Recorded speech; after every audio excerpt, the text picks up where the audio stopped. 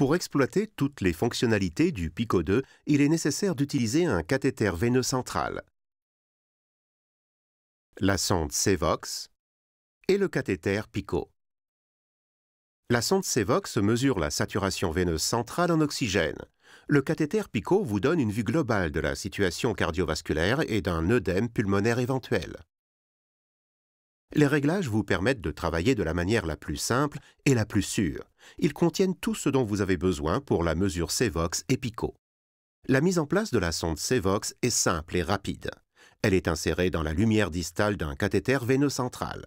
À cet effet, on peut même utiliser une voie veineuse centrale déjà en place.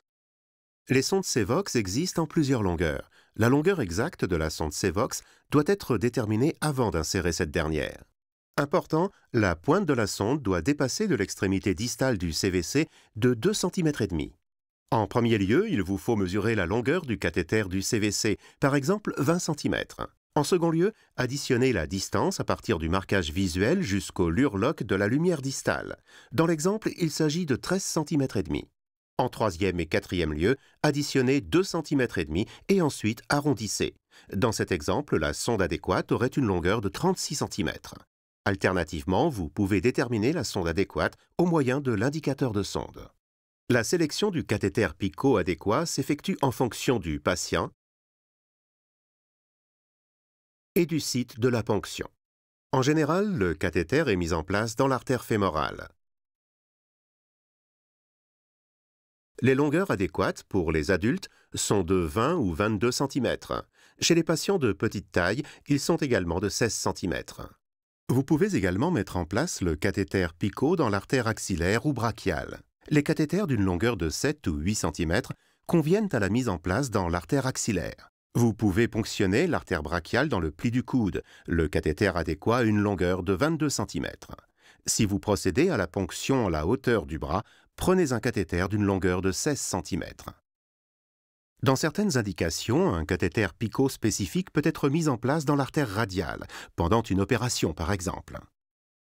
Chez les enfants, les cathéters de faible diamètre spécifiquement adaptés de 7 ou 8 cm de longueur sont mis en place dans l'artère fémorale. Important, comme pour tous les cathéters artériels, vous devez surveiller l'irrigation périphérique pendant la période où le patient est allongé. Vous trouverez de plus amples informations à l'adresse www.pico2.fr.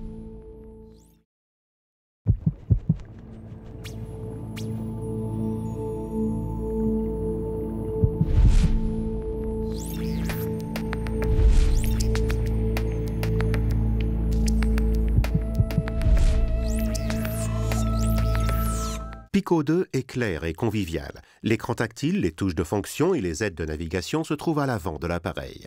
Les connexions pour le patient sont situées sur le côté de l'appareil. Et l'interrupteur d'alimentation ainsi que d'autres possibilités de connexion sont situées au dos de l'appareil. Les raccordements des câbles ont un code couleur. Le raccordement pour la mesure de la saturation veineuse centrale en oxygène, donc pour le module optique de la sonde Cevox, est situé tout en haut. En dessous, le raccordement pour la mesure du débit cardiaque, donc pour le câble de la température. S'ensuit le raccordement pour la pression artérielle. Tout en bas, une mesure supplémentaire de la pression peut être raccordée, par exemple pour la PCV. Au dos de l'appareil se trouve l'interrupteur d'alimentation et le raccordement pour le câble d'alimentation. À côté, le raccordement pour la compensation équipotentielle. Les interfaces pour USB, LAN et RS-232 pour la transmission des données à l'imprimante, au support d'information ou au système de gestion des informations sur le patient. Tout à fait à gauche se trouvent les raccordements pour la transmission des signaux de pression au moniteur du patient. Dans un premier temps, mettez l'appareil sous tension avec l'interrupteur d'alimentation du Pico 2. La batterie n'est chargée que lorsque l'interrupteur d'alimentation est branché. Ensuite, appuyez sur la touche Start. Après un signal acoustique, l'écran Start apparaît. Maintenant, vous pouvez soit poursuivre la surveillance d'un patient lorsque celui-ci revient de la salle d'opération, par exemple, ou connecter un nouveau patient. Dans ce cas, appuyez sur Nouveau patient, oui.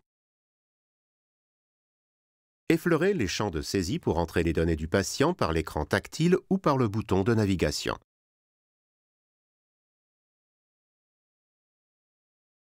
À côté du nom, vous entrez la taille, le poids, la catégorie adulte ou pédiatrique